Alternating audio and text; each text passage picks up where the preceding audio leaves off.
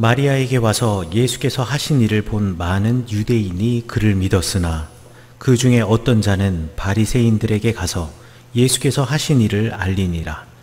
이에 대제사장들과 바리새인들이 공회를 모으고 이르되 이 사람이 많은 표적을 행하니 우리가 어떻게 하겠느냐. 만일 그를 이대로 두면 모든 사람이 그를 믿을 것이요 그리고 로마인들이 와서 우리 땅과 민족을 빼앗아 가리라 하니 그 중에 한 사람 그 해의 대제사장인 가야바가 그들에게 말하되 너희가 아무것도 알지 못하는도다. 한 사람이 백성을 위하여 죽어서 온 민족이 망하지 않게 되는 것이 너희에게 유익한 줄을 생각하지 아니하는도다 하였으니 이 말은 스스로 함이 아니요 그 해의 대제사장이므로 예수께서 그 민족을 위하시고 또 그 민족만 위할 뿐 아니라 흩어진 하나님의 자녀를 모아 하나가 되게 하기 위하여 죽으실 것을 미리 말함이러라. 이날부터 그들이 예수를 죽이려고 모의하니라. 그러므로 예수께서 다시 유대인 가운데 드러나게 다니지 아니하시고 거기를 떠나 빈들 가까운 곳인 에브라임이라는 동네에 가서 제자들과 함께 거기 머무르시니라. 아멘. 제가 이스라엘에 살면서 가장 큰 즐거움은 지도를 들고 성경의 땅을 직접 찾아다녀 보는 거였습니다. 지도를 펴고서는 성경에 나와 있는 이런 지역 저런 지역 우리가 잘 알고 있는 지역들을 찾아다니다 보면 성경에 나와 있는 글씨가 역사가 되고 그리고 성경에 나와 있는 모든 사건들이 하나의 이야기가 아니라 그것이 우리 가운데 역사하셨던 하나님의 말씀으로 바뀌어지거든요.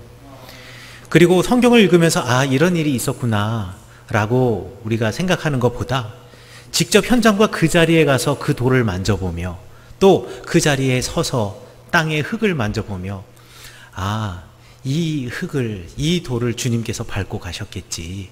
아 이것을 보고 우리 주님께서 우리 이스라엘 백성들에게 말씀하셨구나 라는 것을 생각할 때마다 더 큰 은혜가 되거든요. 그래서 제 가장 큰 기쁨은 지도책 하나 딱 들고 그리고 차를 타고서는 이곳저곳 성경에 나와 있는 땅을 돌아다니는 거였습니다. 지금이야 내비게이션이 있어서 어디 목표 지점을 딱 찍어 놓으면 갈 수 있지만 예전에는 그리고 제가 처음 이스라엘 갔을 때 2001년, 2002년도에는 내비게이션이라는 것이 없었습니다. 내비게이션이 없다 보니까 두꺼운 지도책을 들고 갈 수밖에 없고요.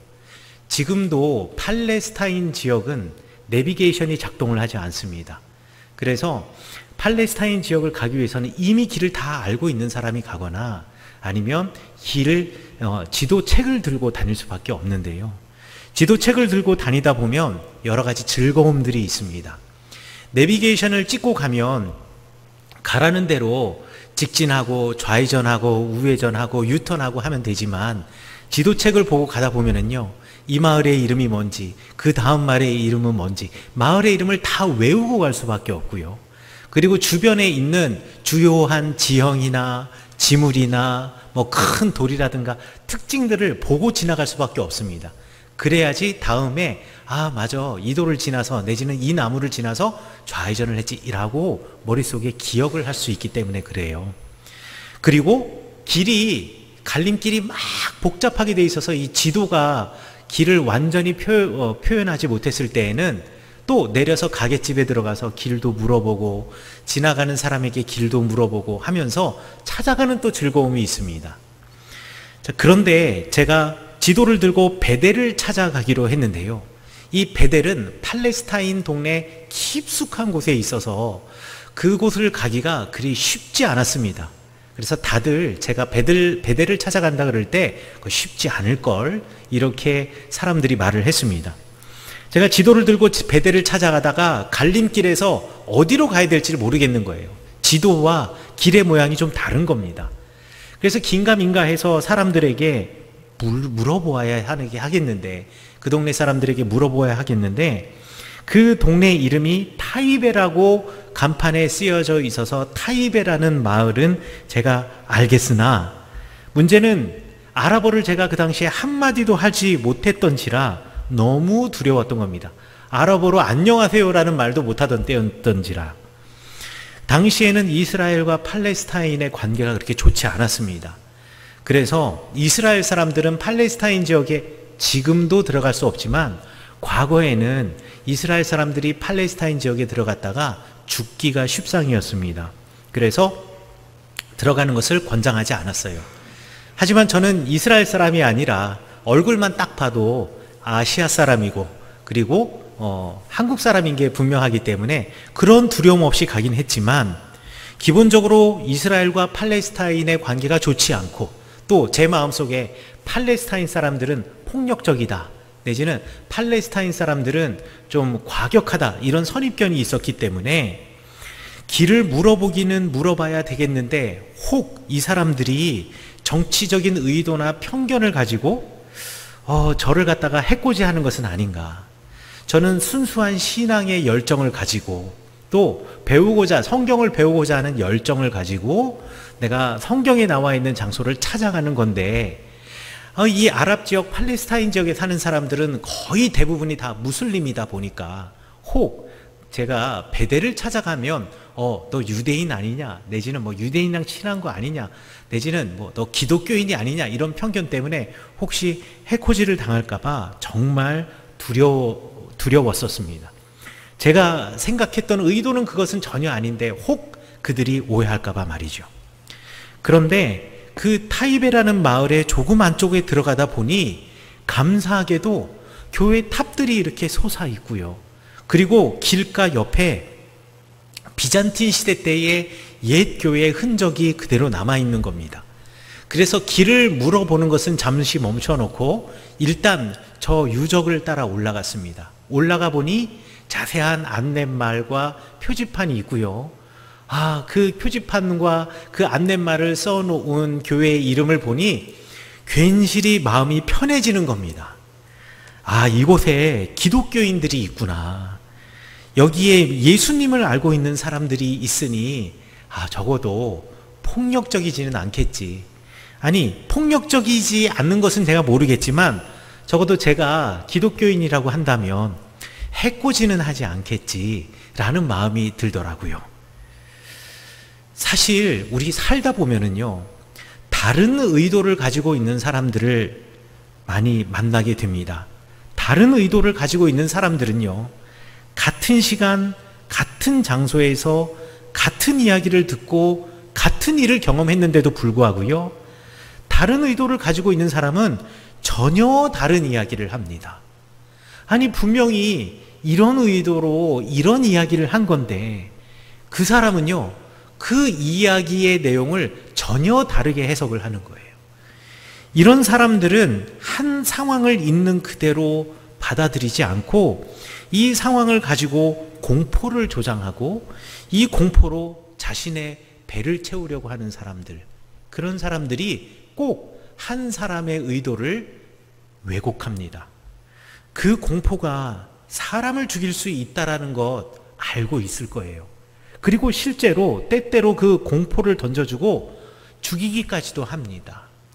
그럼에도 불구하고 어떤 사람들은 다른 의도를 가지고 공포를 심어주고 그 공포를 양분을 삼아 자신의 배를 채우기 위해서 의도적으로 한 사람의 의도를 왜곡하기도 합니다.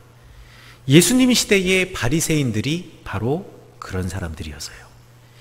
처음 바리새 운동이 일어날 때 우리가 이제 바리새 사람 하면은 참 안 좋은 이미지, 선입견이 있지만 실제로 처음 바리새파라는 것이 생겨나고 바리새 운동이 일어날 때 정말 바리새 사람들은 순수한 신앙의 열정을 가지고 있었던 사람들이었습니다. 근데 시간이 조금씩 지나면서 이 바리새파 사람들이 사람들로부터 존경을 받고 이 사람들로부터 지혜를 구하기 시작하면서 권력이라는 것을 잡기 시작을 했습니다. 이 바리새파 사람들의 그 순수한 신앙이 말이죠, 권력이라는 것을 잡기 시작하면서부터 변질되기 시작했어요.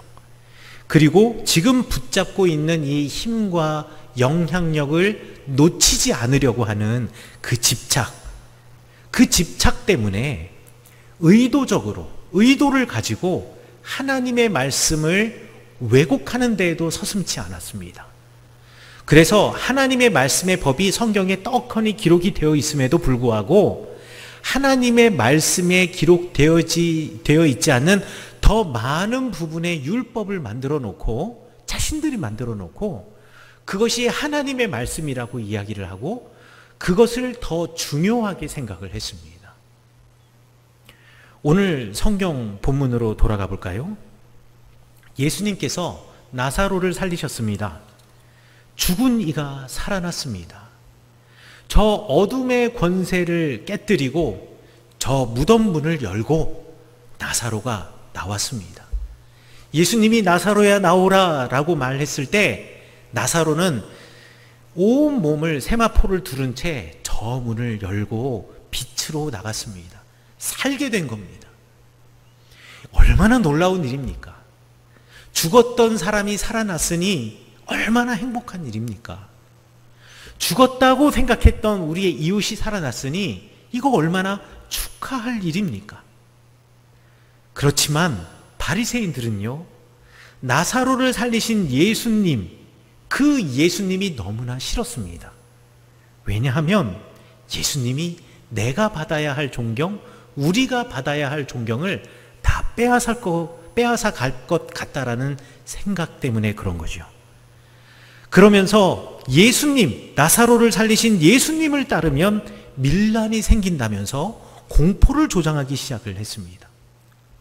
아니, 생각해 보세요. 예수님께서 가르치신 내용이 무엇입니까? 하나님의 가르침을 따르며 하나님의 말씀대로 그의 백성으로 살아가야 된다라는 것을 가르치신 분이 예수님이십니다. 그리고 여호와 하나님께 우리 다시 돌아가야 한다라는 회개의 운동을 펼치시고 회개의 복음을 전하신 분이 바로 예수님이십니다. 그런데 바리새인들은요, 밀란과 반역의 주범이라고, 아니 예수님의 그 복음이 밀란과 반역을 일으킨다고 예수님을 몰고 가는 겁니다. 아마 이야기를 교묘하게 만들어서 꿰어 맞추었겠죠. 예수님이 전하신 복음을 마음으로 받아들이지 않는 채 예수님이 사용하신 단어들을 잘 조합해서 그야말로 밀란의 괴수로 만들었겠지요. 모함이라는 게 그런 거 아니겠습니까? 사람의 의도와 사람의 말을 왜곡해서 그 사람의 의도와는 전혀 관계없이 그 사람을 파멸시키는 것, 그 사람의 영혼이 죽게 하는 것, 그 사람을 죽이는 것, 이게 바로 모함이잖아요. 지금 바리새인들이 예수님이 자신들보다 더 큰 영향력을 갖게 되는 것, 그것이 두려워서 바리새인들은 예수님을 모함하고, 그러면서 나사로를 살리신 예수님과 예수님의 가르침을 왜곡해서 사람들에게 퍼뜨리기 시작했습니다. 그리고 정치적으로 해석하기 시작한 것이죠. 그래가지고 예수님을 공회에 고발하게 되었습니다. 공회는요, 산헤드린이라고 한다라고 제가 예전에 설교 시간에 말씀드렸는데, 유대인 공동체에서 정치 결정의 최고 기구입니다. 예수님은요, 정치를 말하지 않으셨습니다. 예수님께서는 나사로를 살렸을 뿐입니다. 죽은 이의 죽음 앞에서 슬퍼하시고 그를 살리신 분이십니다. 그리고 하나님의 백성으로서 살아가는 그의 삶을 가르치셨을 뿐입니다. 그런데 바리새파 사람들은 공회에 정치적인 이유로 예수님을 고소하고 예수님 때문에 우리 민족이 망하게 됐다고 선동하면서 예수님만 죽으면 모든 문제가 해결되노라 라며 대제사장 가야바와 함께 지금 모함을 하고 있는 겁니다. 결국 사람들은 예수님을 죽이려고 했습니다. 뿐만 아니라 오늘 성경 본문 말씀에서는 다 읽지 못했지만 그 뒤의 이야기를 보면 나사로마저 죽이려고 했습니다. 예수님은 죽은 나사로를 살리셨는데 오히려 바리새파 사람들은요, 그 죽음에서 살아난 나사로 때문에 더 많은 사람들이 예수님을 따르게 되었노라고 나사로마저도 죽이려고 하였습니다. 예수님은 이 땅에 오셔서 살리는 일에 매진하셨습니다. 예수님은 살리시는 분이셨습니다. 예수님은요, 생명을 주시려고 하시던 분이셨습니다. 그래서 나인성 과부의 아들, 죽었던 과부의 아들을 살리셨고요. 회당장 야이로의 딸을 살렸습니다. 그리고 나사로도 살리셨습니다. 죄인마저도 살리게 하시기 위해서 이 땅에 오셔서 심지어는 우리를 위해서 십자가에 달려 돌아가시기까지 했습니다. 돌아가시는 그 마지막 순간까지도요, 한 사람의 생명을 더 살리려고 말씀을 전하시고 노력하신 분, 그 사랑을 온전히 쏟아내신 분이 예수님이십니다. 십자가에 예수님께서 매달리셨을 때 그 뒤로, 그 옆으로 강도들이 매달려 있었잖아요. 그런데 그 둘 중에 하나, 예수님을 구주로 고백하니 예수님께서 그 죄 지은 강도에게도 하나님의 나라, 낙원을 허락하지 않으셨습니까? 예수님은요, 마지막 순간까지도 그의 삶은 온전히 사람을 살리는 일, 우리를 살리는 일에 관심을 가지셨던 분, 그분이 바로 예수님이십니다. 그런데 바리새인들이 하려고 하던 일은요, 예수님의 일과는 정반대의 일이었습니다. 죽이는 일을 도모하고요, 그리고 죽이는 일에 가담하던 사람들, 이 사람들이 바로 바리새인들이었던 거지요. 사실 우리도 모르게 사람을 죽이는 일에 가담합니다. 사람의 영혼을 죽이는 일에 가담하기도 하고요. 그렇게 고통받던 영혼이 육체적인 죽음을 선택하는데 직간접적으로 가담하기도 합니다. 거칠게는요, 도구를 이용해서 폭력을 사용하기도 하고 말과 글로 사람을 죽이기도 합니다. 여러분, IT가 발달된 이 시대에는요, 악플 단다 그러잖아요. SNS 밑에다가 악플을 달거나 내지는 소셜미디어나 아니면 신문, 인터넷 기사 아래 댓글에다가 악플을 달아서 사람의 영혼을 죽이고, 그리고 결국 사람의 목숨을 빼앗는 일까지도 비일비재한 시대가 요즘의 시대입니다. 제대로 알지 못하고 누군가를 이야기거리로 만드는 뒷담화, 그리고 지어내는 말들, 이런 것들이 사람의 영혼을 죽이고 사람을 죽게 만듭니다. 또 이기적인 무관심으로 사람을 죽이기도 합니다. 그런 시대가 요즘 시대예요. 영국의 시인 에드윈 브록이라는 사람이 Five Ways to Kill a Man, 우리말로 번역을 하자면 사람을 죽이는 5가지 방법이라고 하는 시를 1997년도에 썼습니다. 영어로 쓴 영시인데 제가 영시를 어떻게 한국말로 이쁘게 번역하는지를 몰라서 제가 좀 거칠게 이렇게 그냥 산문처럼 번역을 하지만 이 시는 이렇게 시작을 합니다. 사람을 죽이는 많은 성가신 방법들이 있습니다. 라고 시작을 합니다. 그러면서 시가 이렇게 가요. 나무 널빤지를 메고 가게 해서 언덕 위에서 그 널빤지에 못을 박을 수 있지요. 우리 예수님의 십자가의 죽음을 이야기하는 거지요. 이거를 제대로 하려면 샌들을 신은 많은 사람들이 있어야 돼요. 예수님을 조롱하고 고소하던 수많은 사람들을 이야기하는 겁니다. 울고 있는 수탉도 있어야 하지요. 베드로가 예수님을 모른다라고 부인할 때 울었던 그 수탉을 이야기하는 겁니다. 찢어진 옷도 필요해요. 예수님의 옷을 찢어서 군병들이 나누어서 제비뽑기 하고 예수님을 조롱하던 이야기입니다. 식초와 해면도 필요합니다. 예수님이 십자가에 매달려 계실 때에 그 예수님의 고통을 조금이라도 덜어주고자 해면에다가 우리말 성경에는 신포도주라고 우리 번역을 해 놓았는데 이제 식초가 되어가는 포도주입니다. 이 식초와 해면이 필요하다라는 거. 그리고 십자가에 못 박을 사람도 있어야 해요. 라고 시인이 노래하면서 예수님이라는 한 분을 죽이기 위해서 얼마나 많은 사람이 동원이 되고 필요했는지를 이야기하고요. 두 번째로는 중세의 전쟁을 이야기하면서 많은 갑옷이 필요하고 많은 병사들이 필요하고 성이 필요하고 여러 가지가 필요하다라고 이야기를 하고, 또 세 번째, 네 번째로는 세계 1차 대전과 2차 세계대전을 이야기하면서 수많은 전쟁 무기와 그리고 비행기와 같은 최첨단의 무기들, 이런 것들이 사람을 죽이기 위해서 엄청나게 많이 동원이 되고, 또 이런 무기를 만들기 위해서 수많은 사람들이 노력이 동원이 돼야 되니까, 기술자와 과학자들의 노력이 동원이 돼야 되니까 많은 이 성가신 방법들이 있다라는 겁니다. 그러면서 마지막으로 가장 단순하고 남들이 보기에 책임질 필요도 없고 비난받지 않으면서 사람을 죽일 수 있는 방법이 있다라고 이야기를 해요. 그것을 소개하는데 그것이 무엇이라고 이야기하냐면 20세기 한 복판에 외롭게 던져놓는 것이다 라고 이야기를 합니다. 그러니까 무관심한 거라는 이야기죠. 예, 이렇게도 우리는 사람을 죽일 수가 있습니다.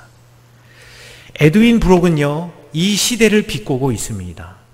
수많은 가치관들이 범람하던 이 시대에 존재와 생각을 존중한다라는 명목 아래에서 진리 추구를 멈추어 버린 시대가 바로 1997년 이 시를 쓰던 시대이면서 그로부터 25년이 지난 오늘날과 별 다름없지 않습니까? 개인주의로 팽배해서 상대방에 대해서 무관심한 시대가 25년 전이나 지금이나 별 다르지 않겠습니까? 사람들은요, 가치관이 다 다르다고 이야기를 해요. 그래서 너도 맞고 너도 맞고 당신 너 생각도 맞고 당신 생각도 맞아. 그래, 다 맞아. 뭐 꼭 하나가 맞다라고 이야기하겠어. 그냥 좋게 좋은 거지. 좋은 게 좋은 거지. 우리 그냥 서로 다 맞다고 하고 싸우지 말고 그냥 대충 살자 라고 하는 시대예요. 그래서 정작 가르쳐야 할 것, 정작 지켜야 할 것을 지키지 못하고 가르치지 못하는 시대가 지금 아니겠습니까? 요즘 유행어, 젊은이들의 유행어 중에 이런 말이 있습니다. 꼰대요. 선생님들도 꼰대라기고요, 어른들도 뭔가 잔소리 같은 말을 하면은 저 꼰대 같다라고 얘기하고요. 그리고 또 꼰대라는 말 말고 조금 이야기하면 뭐 라떼라는 말도 많이 하죠. 예, 라떼. 예, 커피 라떼에서 지금 비롯돼서 라떼는 말이야 라고 말하면서 옛날을 이야기하고 인생을 살아왔던 어른들의 지혜를 이야기하면 요즘 젊은 사람들은 꼰대라고 이야기를 해요. 왜? 그거는 그때 당시에 부모님 세대의 이야기고 그때 당시에 우리 어른들의 이야기고 이제 나한테 잔소리를 하는 당신의 이야기지 우리 세대는 다르다고, 지금은 다르다고 이야기를 하는데, 아니 그 어른이 지금은 살고 있지 않나요? 그 어른도 지금 이 시대를 함께 공유하고 있어요. 하지만 시대가 지나가도 물질 문명만 바뀌었을 뿐이지 사람들이 다투는 이유, 사람들이 고난받는 이유 다 비슷하지 않습니까? 그래서 고전은 시간이 지나도 계속 읽혀지는 거고, 지혜의 말씀과 어른들의 지혜는 시간이 지나도 여전히 우리에게 도움이 되는 것 아니겠습니까? 그런데 수많은 가치관들이 범람하는 시대에 서로 부딪히지 않겠노라고 이렇게 서로의 생각을 존중한다라는 명목 아래에서 듣지도 않으려고 하고 듣지 않고 들으려고 말을 하다 보면 잔소리가 되고 다툼이 되다 보니 가르치지도 않는 시대가 지금 시대가 되어버렸습니다. 개인주의로 팽배해서요, 당신은 당신의 삶이 있고 나는 내 삶이 있으니 나도 당신의 삶을 참견하지 않을 테니까 당신도 내 삶을 참견하지 말라라고, 그렇게 개인주의 시대가 되어버린 시대가 지금 아니겠습니까? 그러니 25년 전의 이 시와 지금은 별 차이가 없습니다. 그러나 하나님이신 우리 예수님은요, 이렇게 이기적이지도 무관심하지도 않으셨습니다. 그래, 다투기 싫으니까, 나 그냥 좋은 사람으로 남고 싶으니까 그냥 잔소리하지 않고 내 의사와 내 이야기를 하지 않고 그냥 모른 척 지나가 버리는 그런 사람이 예수님은 아니셨습니다. 우리 예수님이요, 이기적으로 무관심하셨다면 그냥 나사렛의 평범한 몫으로 사시면서 천수를 누리며 사실 수도 있었겠지요. 하지만 예수님은요, 그렇지 않으셨습니다. 우리 예수님께서 이기적이고 무관심하셨다면요, 굳이 십자가의 고난을 스스로 감당할 필요도 없으셨겠죠. 그러나 우리 예수님은 그러신 분이 아니셨습니다. 우리 하나님은 그러신 분이 아니십니다. 우리 하나님께서는요, 우리 주님께서는요, 어떻게든 하나님의 백성을 살리고자 하시는 분이셨고요. 그래서 적극적으로 하나님의 백성들의 삶에 뛰어들으신 겁니다. 유대인들의 삶에 뛰어드신 거예요. 죽음을 감내하면서까지도 말이죠. 세상에 수많은 가치관과 철학들이 있고 그것 때문에 사람들이 살아가는 삶의 방식은 다 다르지만 끝까지 지켜내고 선택해야 할 기준이 있다고. 그것이 바로 하나님의 말씀이고 복음이라는 것을 가르쳐 주신 분이 바로 우리 주님 예수 그리스도이십니다. 하나님의 말씀이 삶의 기준이 되는 세상, 하나님의 말씀이 우리가 살아가는 데 있어서 기준이 된다라는 것, 그리고 그런 기준이 되는 세상이 바로 하나님의 나라, 천국이라는 것을 가르치면서 우리 모두가 하나님의 백성으로 살아야 되지 않겠냐고, 우리가 이 땅에 하나님의 통치가 있는 나라, 하나님 나라를 이루어내야 되지 않겠냐고 우리에게 권하시고 권면하시고 우리에게 가르치시고 우리의 삶에 적극적으로 들어오신 분이 바로 예수님이십니다. 이 모든 예수님의 삶은요, 모든 것이 사랑으로부터 출발했고 우리를 살리고자 하는 그 마음에서 시작한 것입니다. 그러나 앞서 말씀드린 대로 바리새인들은 예수님이 하시는 일과 정반대의 일을 했습니다. 생명을 살리는 일과 정반대의 일, 그러니까 예수님을 죽이고 심지어는 예수님께서 살리신 다시 살아난 부활한 나사로를 다시 죽이는 일을 도모한 사람들이 바로 이 바리새인들이라는 말이죠. 여러분, 영어에 live라는 말이 있습니다. live라는 말은 살다라는 뜻이에요. 영어로 하면 live라고 이야기를 합니다. 그런데 이 live라고 하는 말을, 영어 스펠링을요, 거꾸로 쓰면은 evil이 됩니다. live가 evil이 되는 순간 살다라는 말이 evil, 악이라는 말로 바뀌어집니다. 사람을 살리는 일에 정반대의 행동, 이것이 바로 악이라는 것입니다. 바리새인들의 일, 예수님의 일과는 정반대의 일, 사람을 살리는 것이 아니라 사람의 한 영혼과 그 삶을 죽이는 일, 이것이 바로 악이라는 것이죠. 로마서 16장 19절에서는 선한 데는 지혜롭고 악한 데는 미련하라라고 말씀하셨습니다. 우리는 선한 일, 주님의 일, 그러니까 사람을 살리는 일을 해야만 합니다. 우리가 정말 우리가 주님의 자녀이고 우리가 주님이 우리의 삶을 바꾸어 놓으셨다면, 그 바꾸어 놓은 흔적이 우리 안에 남아있다면, 그것은 우리가 누군가를 만날 때 누군가의 험담이나 뒷담화를 하는 것이 아니라, 그의 약점을 말하는 것이 아니라, 내가 만나는 사람에게 용기를 북돋워 주고 그 사람들에게 좋은 점을 이야기하며, 우리도 할 수 있다, 당신도 할 수 있다, 나도 할 수 있다 라는 것을 말해주는 사람, 이것이 바로 사람을 살리는 하나님의 사람이 마땅히 해야 할 바입니다. 우리가 정말 하나님의 사람이라고 하면 그들에게 다가가서 그들을 섬기는 사람이 되어야 합니다. 어디 가서 아니 왜 나에게 이런 대접을 안 해줘? 왜 나를 무시해? 왜 나를 아는 척 안 해? 이것이 아니라 어디에 가면 내가 먼저 그 사람을 섬기고, 내가 먼저 그 사람의 필요한 것을 채워주고, 내가 그 사람을 먼저 공경해주고, 이렇게 되면, 이게 말로 표현이 되면 그 사람에게 용기를 북돋워주는 말이 되는 것이고, 이게 행동으로 표현이 되면 겸손하고 낮아지는 행동이 되는 것입니다.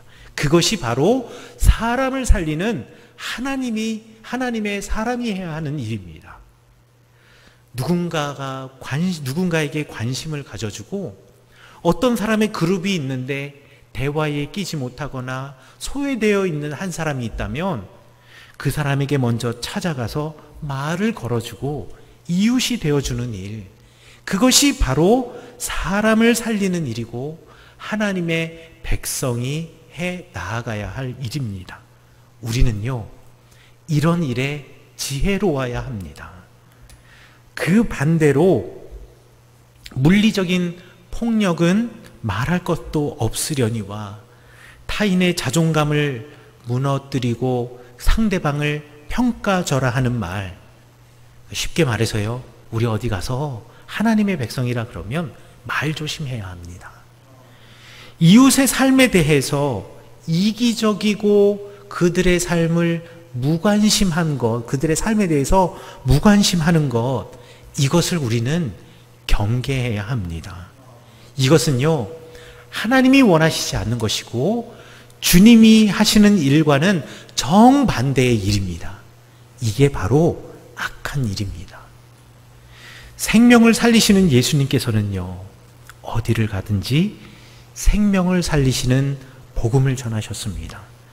그리고 그러한 삶을 보여주셨습니다. 몸을 피신한 동네, 우리 성경 말씀에 우리가 함께 읽었던 에브라임에서도 우리 주님은요, 복음을 전하셨습니다. 잠시 예수님을 죽이려는 자들로부터 피해서 지금 나사로가 있는 동네, 그리고 예루살렘을 떠나서 에브라임이라는 곳으로 피해 왔습니다. 피난 온 거예요. 에브라임과 예루살렘의 거리는요, 차로 운전하고 가면 15분에서 20분 거리밖에 안 됩니다. 그렇게 가까운 동네에 잠시 몸을 피신하셨다면 조용히 조용히 쥐죽은 듯이 계실 법도 한데, 예수님께서는요, 그곳에서도 그 마을 사람들의 영혼을 살리시는 하나님의 말씀으로 그들을 세우시고 그들을 살리셨습니다. 왜 그러셨을까요? 그들을 사랑하니까요. 그들을 사랑하니까 영혼 하나를 살리는 일에 예수님이 최선을 다하실 수밖에 없는 겁니다. 성경에는 에브라임이라고 하는 동네에서 예수님께서 어떤 사역을 하셨는지 구체적으로 알려주지는 않고 있습니다만, 예수님께서 에브라임 동네에서 그 일을 하신 것은 분명합니다.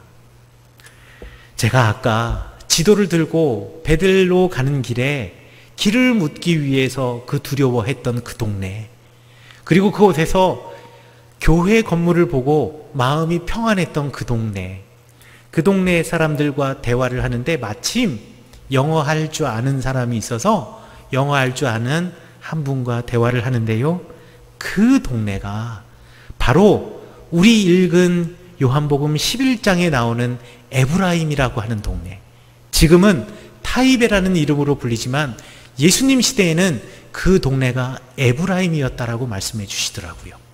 그리고 아까 처음 보았던 그 옛 교회는 그 예수님께서 그곳에서 머무셨던 것을 기념하던 교회이고, 그래서 그 예수님이 전해주신 복음 때문에 무슬림이 대다수인 이 팔레스타인 지역에서 96%가 넘는 사람들이 무슬림인 이 팔레스타인 동네에서 이 동네만은 유일하게 팔레스타인에서 오직 하나 100% 모든 주민이 100% 기독교인인 동네가 바로 이 타이베이라고 그 마을을 소개해 주었습니다.